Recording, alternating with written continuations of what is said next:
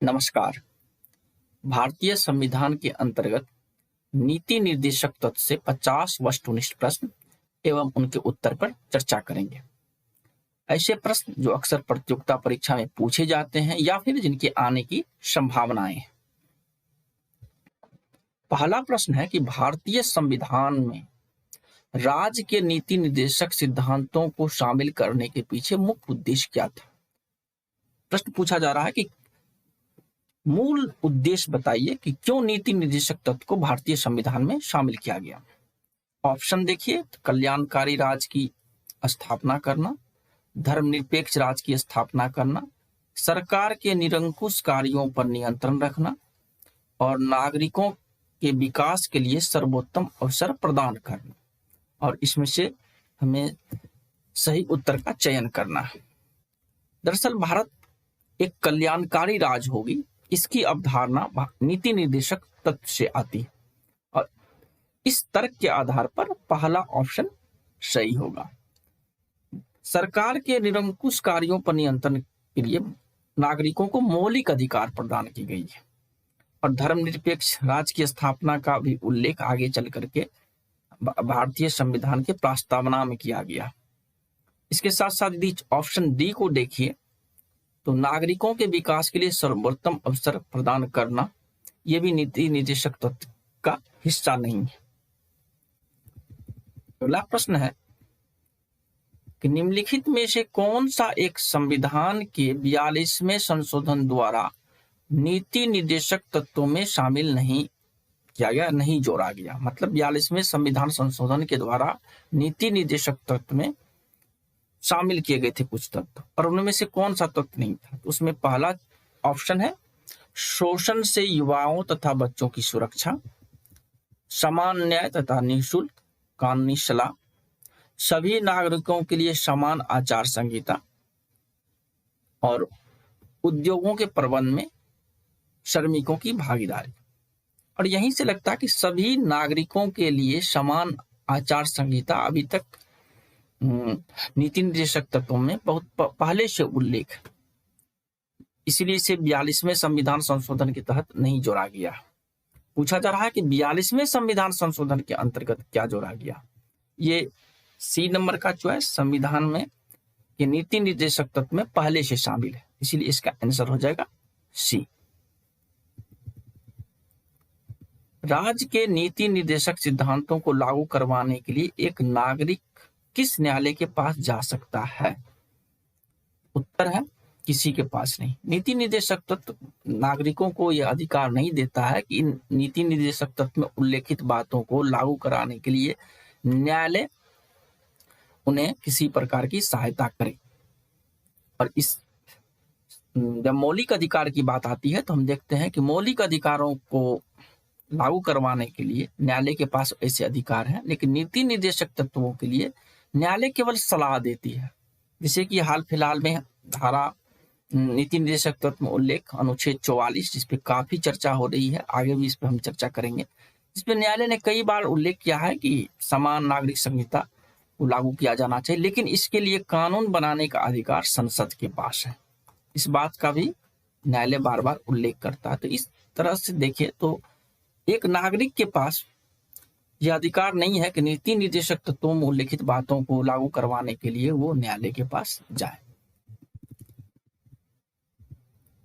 राज्य के कल्याणकारी राज्य होने का विचार पाया जाता है और आंसर है संविधान की प्रस्तावना में और मौलिक अधिकार में, नीति निर्देशक तत्व में। और इस लिहाज से देखें तो संविधान का प्रस्तावना और नीति निर्देशक तत्व दोनों इस बात कल्याणकारी राज्य की अवधारणा की बात करता है और इस हिसाब से आंसर हो जाएगा ए और सी। आगे बढ़ते हैं। संविधान का वह कौन सा भाग है जो संविधान निर्माताओं के मस्तिष्क और उद्देश्यों को प्रतिबिंबित करता है। और इसका आंसर हो जाएगा नीति निर्देशक तत्व। नीति निर्देशक तत्वों के अंतर ऐसे कई बातों का उल्लेख किया गया है जिससे लगता है कि संविधान निर्माता एक भविष्य में भारत को किस रूप में देखना चाहते थे और इस हिसाब से इसका आंसर हो जाएगा राज्य के नीति निर्देशक तत्व।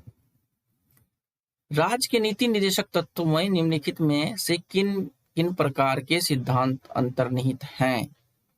आर्थिक सिद्धांत, प्रशासनिक सिद्धांत और सामाजिक सिद्धांत।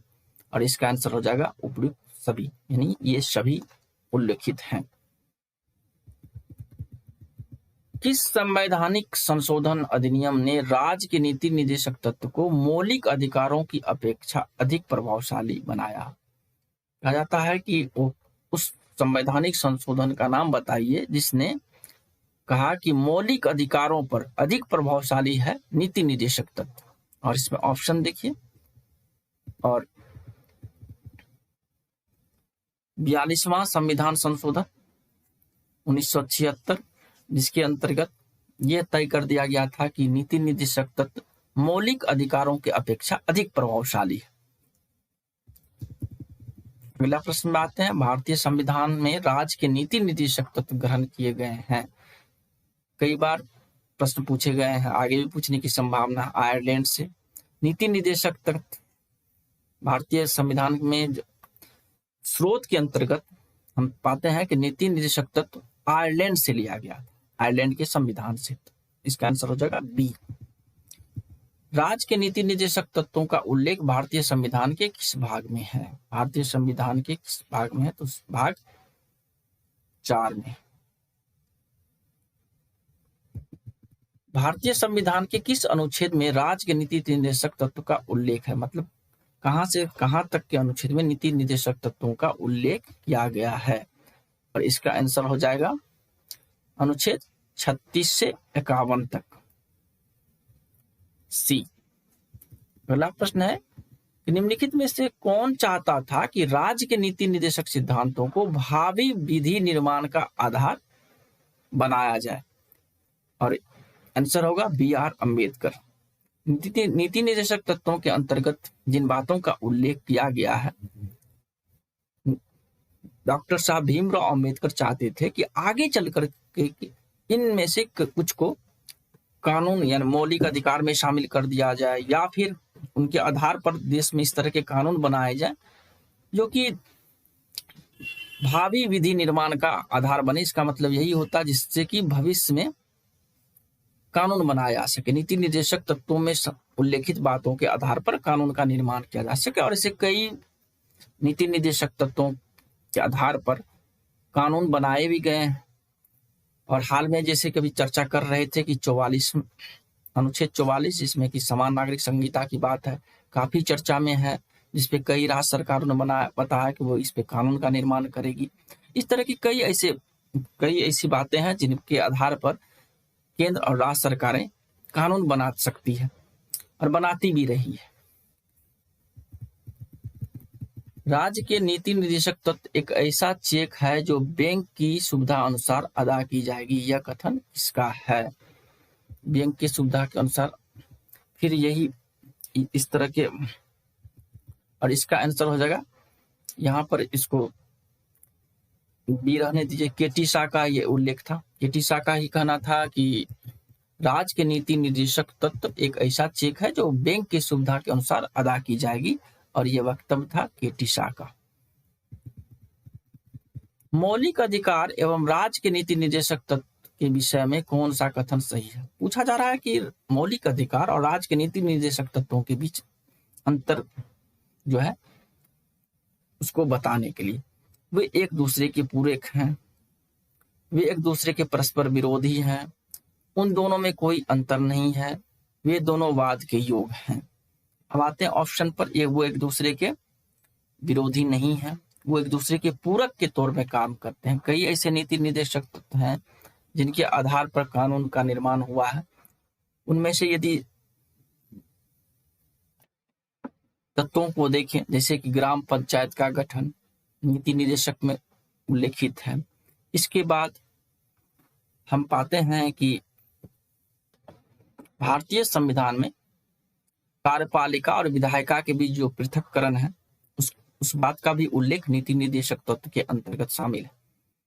कई ऐसे बातें हैं जिनका नीति निर्देशक तत्व में उल्लेख किया गया है जो कि आगे चल करके उन्होंने वो कानून का रूप लिया। इस आधार पर हम देखते हैं तो एक दूसरे के पूरक के तौर पर काम करती है। नीति निर्देशक तत्व और मौलिक अधिकार एक दूसरे के पूरक के तौर पर काम करती है। ये बात के योग नहीं है, मतलब कि समानता का स्तर पर देखें तो मौलिक अधिकार की सुरक्षा के लिए न्यायालय के संरक्षण प्रदान है, जबकि नीति निर्देशक तत्व के लिए इस तरह का प्रावधान नहीं है। और ये मौलिक अधिकार और नीति निर्देशक तत्व के बीच एक बहुत बड़ा अंतर है। अगले प्रश्न पढ़ते हैं कि नीति निर्देशक तत्व को क्रियान्वित करने के लिए क्या मूल अधिकारों का हनन हो सकता है? अब ऑप्शन पे देखिए, ऑप्शन है हाँ, कुछ का, नहीं, विवादास्पद ग्रस्त है। इसमें कहा गया है कि जब कुछ ऐसे कानून बनते हैं जिससे कि मौलिक अधिकारों को संकुचित करती है, तो उसमें से कानून बनाए जा सकते हैं कि नहीं बनाए जा सकते हैं। तो कई ऐसे अवसर आए हैं जबकि नीति निर्देशक तत्व से कानून बनाए गए हैं तो उन्होंने कुछ हद तक मौलिक अधिकारों को सीमित किया है। तो इसका आंसर हो जाएगा कुछ का। अगला प्रश्न है कि भारतीय संविधान का कौन सा अंग समाजवादी व्यवस्था स्थापित करने की प्रेरणा देता है? यूं तो भारत के प्रस्तावना में समाजवादी शब्द का उल्लेख है और नीति निर्देशक तत्व में भी, और यहाँ पर चूंकि नीति निर्देशक तत्व है इसका आंसर हो जाएगा नीति निर्देशक तत्व। अगला प्रश्न है कि भारत संविधान में कल्याणकारी राज्य का आदेश दिया जाता है, और इसका आंसर होगा नीति निर्देशक तत्व। अगला प्रश्न है कि भारत के संविधान में अंतर्राष्ट्रीय सुरक्षा को प्रोत्साहन देना निहित है, और इसका भी आंसर होगा नीति निर्देशक तत्व, राज्य के नीति निर्देशक तत्व। भारत में अंतर्राष्ट्रीय सुरक्षा को प्रोत्साहन देने का उल्लेख केवल और केवल नीति निर्देशक तत्व के अंतर्गत हम देखते हैं, और इस आधार पर इसका आंसर हो जाएगा बी। समान कार्य के लिए समान वेतन, इसका भी उल्लेख राज्य के नीति निर्देशक तत्व में है।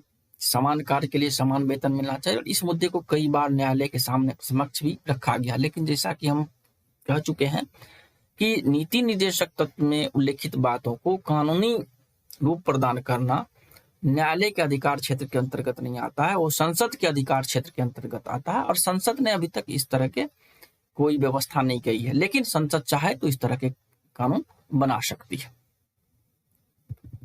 अगला प्रश्न है कि संविधान का कौन सा अंश भारत के नागरिकों को आर्थिक न्याय प्रदान करने के संकेत करता है? मतलब नीति निर्देशक तत्व में इस बात का उल्लेख किया गया है कि आय का समान वितरण, आय का समान वितरण, और इस आधार पर देखें तो ये अवधारणा बताता है कि आर्थिक न्याय से जुड़ा हुआ है, और इस बात का उल्लेख राज्य के नीति निर्देशक तत्व में है। इसमें क्या पूछा जा रहा है? कौन सा अंश भारतीय नागरिक को आर्थिक न्याय प्रदान करने का संकेत करता है? मौलिक अधिकार, प्रस्तावना, और ये सभी।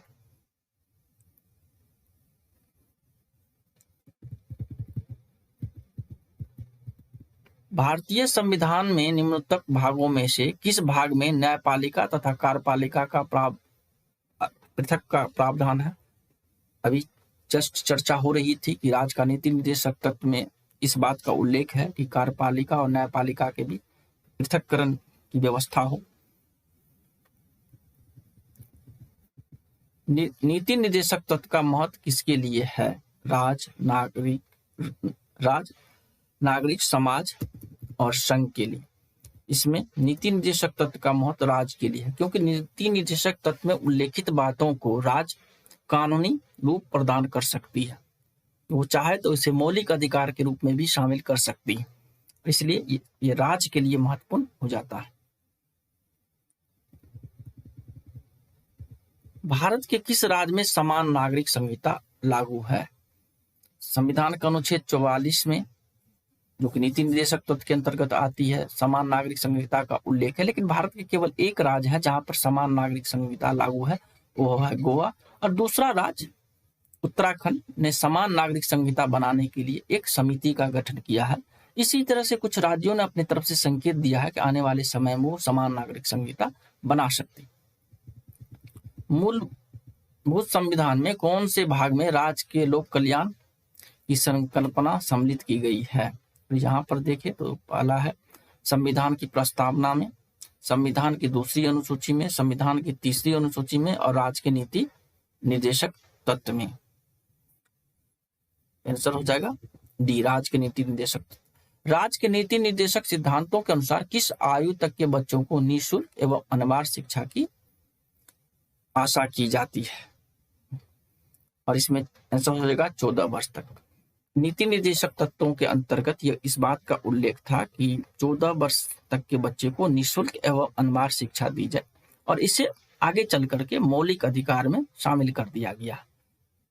86 में संविधान संशोधन के माध्यम से इसे मौलिक अधिकार में बदल दिया गया। इसीलिए कहा जाता है कि नीति निर्देशक तत्व में उल्लेखित बातों को यदि राज्य चाहे तो उसे या तो एक कानूनी अधिकार के रूप में स्थापित कर सकती है या फिर उसे मौलिक अधिकार के रूप में स्थापित कर सकती है। जैसा कि हम देख रहे हैं कि 14 वर्ष तक के बच्चों के लिए निःशुल्क और अनिवार्य शिक्षा की व्यवस्था जो कि पहले नीति निर्देशक तत्वों के अंतर्गत शामिल थी, उसे आगे चल करके 86 संशोधन के तहत मौलिक अधिकार का रूप प्रदान दिया गया। राज्य के नीति निर्देशक तत्व में क्या शामिल है जो मूल अधिकार में नहीं है? मूल अधिकार के अंतर्गत हम जानते हैं अस्पृश्यता का उन्मूलन, आने जाने की स्वतंत्रता, धर्म की स्वतंत्रता और कुटीर उद्योग को प्रोत्साहन। धर्म की स्वतंत्रता नीति मौलिक अधिकार के अंतर्गत आती है। अस्पृश्यता का उल्लंघन मौलिक अधिकार के अंतर्गत आता है। आने जाने की स्वतंत्रता यानी नागरिकों को आने जाने की स्वतंत्रता, ये मौलिक अधिकारों के अंतर्गत शामिल है। और कुटीर उद्योग को प्रोत्साहन देना, इसका उल्लेख नीति निर्देशक तत्व के अंतर्गत किया गया है। अगला प्रश्न है कि नीति निर्देशक सिद्धांत को प्रायः समाजवादी माना जाता है और क्यों? ग्राम पंचायतों की स्थापना का उल्लेख नीति निर्देशक तत्व में है। गो पर प्रतिबंध का उल्लेख भी नीति निर्देशक तत्वों में है। अंतर्राष्ट्रीय शांति और सुरक्षा को प्रोत्साहन, ये भी नीति निर्देशक तत्व में है। आय की असमानता को कम करना यानी आय का समान वितरण का उल्लेख नीति निर्देशक तत्व में है। लेकिन यदि प्रायः इसे हम समाजवादी मान सकते हैं नीति निर्देशक तत्व को, तो इसके अंतर्गत कौन से सबसे उपयुक्त सही होगा? तो इसका आंसर हो जाएगा कि नीति निर्देशक तत्वों के अंतर्गत जो उल्लेखित है ग्राम पंचायतों की स्थापना, जिसे आगे चल करके लागू भी किया गया, तो ये समाजवादी माना जाता है, इसे समान तौर पर समाजवादी माना जाता है। आगे बढ़ते हैं। निम्नलिखित में से निर्देशक सिद्धांतों में से वह सिद्धांत कौन सा है जिसे गांधीवादी सिद्धांत कहा जाता है? नीति निर्देशक तत्वों में जो जिन बातों का उल्लेख हुआ है उनमें से किसे आप गांधीवादी कह सकते हैं? और इसमें है स्वशासन। गांधी जी का स्वशासन पे बहुत अधिक बल था और एकल रूप से ग्राम पंचायतों का संगठन, और इस हिसाब से इसका आंसर हो जाएगा बी। निम्नलिखित में से कौन सा राजनीति का निर्देशन सिद्धांत नहीं है, नीति निर्देशक सिद्धांत नहीं है? अंतरराष्ट्रीय, सही बात है, अंतरराष्ट्रीय शांति को प्रोत्साहन नीति निर्देशक में शामिल है। उसके बाद 14 वर्ष तक के बच्चों को निःशुल्क अनिवार्य शिक्षा नीति निर्देशक तत्व में शामिल है। गोवध का निषेध नीति निर्देशक तत्वों में शामिल है। लेकिन निजी संपत्ति संबंधी बात नीति निर्देशक तत्व में शामिल नहीं है और इसका आंसर हो जाएगा डी। और यहीं से देखिए कि कितनी बातें नीति निर्देशक तत्वों के अंतर्गत आ रही है। हर प्रश्न में कुछ न कुछ बातों का उल्लेख हो रहा है, जैसे कि अंतरराष्ट्रीय शांति को प्रोत्साहन देना, 14 वर्ष तक निःशुल्क शिक्षा, गो निषेध, ग्राम पंचायत। इससे पहले के प्रश्न में था ग्राम पंचायतों की स्थापना जो नीति निर्देशक सिद्धांतों के अंतर्गत शामिल है। उसके बाद आय की असमानता को कम करना या आय का समान वितरण, इसका भी उल्लेख नीति निर्देशक तत्वों में है। कुटीर उद्योग को प्रोत्साहन देना, दोनों का उल्लेख भी नीति निर्देशक तत्वों में है। तो नीति निर्देशक तत्वों में जिन बातों का उल्लेख है उनसे प्रश्न पूछे जाते हैं, बताइए कौन से तत्वों का उल्लेख है और कौन से तत्वों का उल्लेख नहीं है। अगला प्रश्न है कि भारतीय संविधान के अंतर्गत कल्याणकारी राज्य की अवधारणा निम्न में से किस अनुच्छेद के तहत वर्णित है? पहली बात, ये नीति निर्देशक तत्व के अंतर्गत ही वर्णित है। और यहाँ पर अनुच्छेद पूछा जा रहा था, अनुच्छेद 39 जो कहता है कि एक कल्याणकारी राज्य की स्थापना हो। यहाँ 39 की जगह इसे 38 और 38 में लोक कल्याणकारी प्रवृत्ति को बढ़ावा देने की बात कही गई है, जबकि 39वें में निःशुल्क विधि व्यवस्था, उसके बाद संपत्ति का धन का समान वितरण, इन सब बातों का उल्लेख है 39वें में। आगे बढ़ते हैं। समान न्याय एवं निःशुल्क विधि की सहायता का प्रावधान निम्न में से किसमें है? अभी जस्ट हम चर्चा कर ही रहे थे कि 39 इसका आंसर हो जाएगा 39A या हिंदी में 39 का, और बी आंसर सही है। अगला प्रश्न है कि राज्य के नीति निर्देशक सिद्धांत किस प्रकार मौलिक अधिकार से भिन्न है? ऑप्शन देखिए, उपयुक्त केंद्र सरकार के लिए एवं उपयुक्त राज्य सरकार की ऐसी कोई बात नहीं है, दोनों केंद्र और राज्य पे के लिए। उपयुक्त संविधान का अंश नहीं है, जबकि उपयुक्त है, मतलब कि संविधान का अंश दोनों है। राज्य के नीति निर्देशक सिद्धांत परिवर्तनीय नहीं है, जबकि मूल अधिकार परिवर्तनीय है। ये बिल्कुल सही बात है कि राज्य के नीति निर्देशक तत्व केवल एक दिशा निर्देश है सरकार के लिए कि इस आधार पर वो कानून बनाए, लेकिन जब मूल अधिकार की बात होती है तो परिवर्तनीय है। वो नागरिकों का मौलिक अधिकार है, उस अधिकार को प्राप्त करने के लिए नागरिक न्यायालय की सुरक्षा ले सकती है, और न्यायालय को यह अधिकार है कि वो राज्य सरकार को निर्देश दे कि नागरिकों के मौलिक अधिकारों का हनन न हो।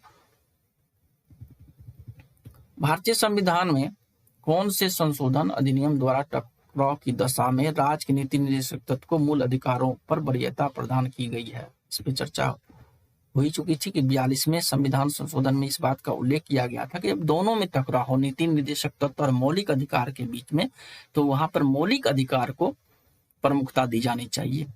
इस बात का उल्लेख 42वां संविधान संशोधन के अंतर्गत किया गया था। अगला है कि भारतीय नागरिकों के लिए एक समान संहिता प्राप्त करने की बात कही गई, इस पर कभी चर्चा हुई है 44 के अंतर्गत। सर्वोच्च न्यायालय ने किस केस के फैसले पर अपना मत व्यक्त किया कि मौलिक अधिकार एवं नीति निर्देशक सिद्धांत एक दूसरे के पूरक हैं और एक दूसरे के लिए बलिदान करने की आवश्यकता नहीं है? और कहा गया कि नीति निर्देशक तत्व और मौलिक अधिकार में विरोधाभास नहीं है। इस तरह सर्वोच्च न्यायालय का कहना था। वो कौन सा बात था जिसमें इस तरह कहा गया था? वो था केशवानंद भारती बात। इस संबंध में कल हम चर्चा कर रहे थे कि जो मौलिक अधिकार है, तो इसी बात में कहा गया था कि मौलिक अधिकार में संशोधन हो सकता है, लेकिन इस बात का ध्यान रखा जाना चाहिए कि मौलिक अधिकार संविधान की मूल अवधारणा, जब मौलिक अधिकार में संशोधन की बात आएगी तो संविधान के मूल अवधारणा को उसमें छेड़छाड़ ना किया जाए।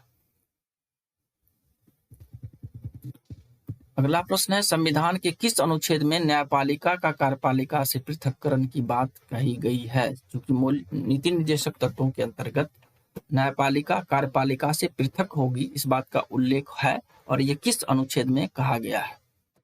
उत्तर होगा डी। इनमें से कौन सा राज्य के नीति निर्देशक सिद्धांतों में सम्मिलित नहीं है? काम का अधिकार सम्मिलित है, समान कार्य के लिए समान वेतन की बात नीति निर्देशक तत्व में शामिल है, मद्य निषेध नीति निर्देशक तत्व में शामिल है, लेकिन सूचना का अधिकार नीति निर्देशक तत्व में शामिल नहीं है। राज्य के नीति निर्देशक सिद्धांतों में से किस अनुच्छेद का संबंध अंतर्राष्ट्रीय शांति एवं सुरक्षा के संबंधन से है? तो अनुच्छेद 52 कहता है कि अंतर्राष्ट्रीय शांति और सुरक्षा में वृद्धि का प्रयास होना चाहिए, इस बात का उल्लेख अनुच्छेद 52 में। भारतीय संविधान के अनुच्छेद 46 के तहत किस वर्ग को शिक्षा संबंधी सुरक्षा प्रदान की गई है? और इसमें देखिए तो ए अल्पसंख्यक वर्ग, सी सबल वर्ग, बी दुर्बल वर्ग। इसका आंसर हो जाएगा सभी दुर्बल वर्ग को शिक्षा संबंधी सुरक्षा प्रदान की गई है। यहाँ दुर्बल वर्ग के अंतर्गत अनुसूचित जाति, अनुसूचित जनजाति एवं अन्य दुर्बल वर्गों को शामिल किया गया है।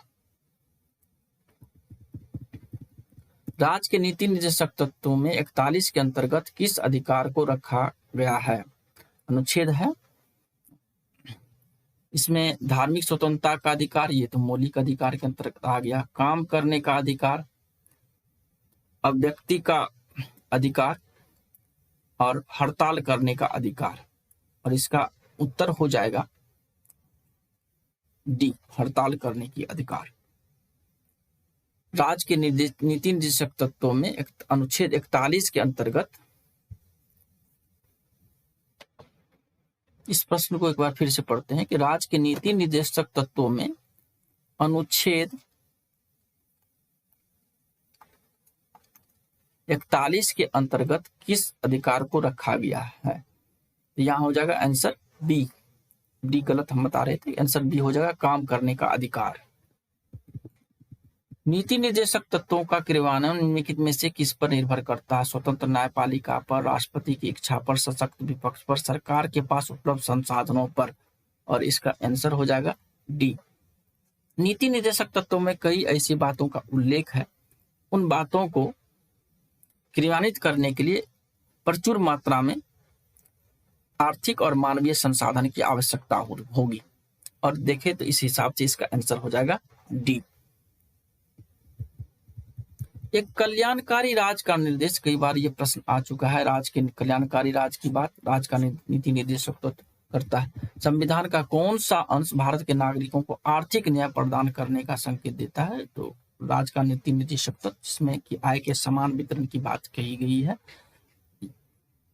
इसके बाद देखिए अगला प्रश्न, तो नीति निर्देशक तत्व से लगभग 50 प्रश्न हैं जिस पर हमने अभी चर्चा की है। मूलतः नीति निर्देशक तत्वों से पूछा जाता है कि इस अनुच्छेद के अंतर्गत किस नीति निर्देशक तत्वों का उल्लेख है, या फिर नीति निर्देशक तत्वों के अंदर क्या उल्लेख है, कब नीति निर्देशक तत्वों में संशोधन किया गया, कौन से नीति निर्देशक तत्व जो है आगे चल करके कानून बना या फिर मौलिक अधिकार का हिस्सा बना। इसी तरह से प्रश्न पूछे जाते हैं। हमारा टॉपिक बैच प्रैक्टिस सेट पर यह सिलसिला लगातार आगे भी जारी रहेगा।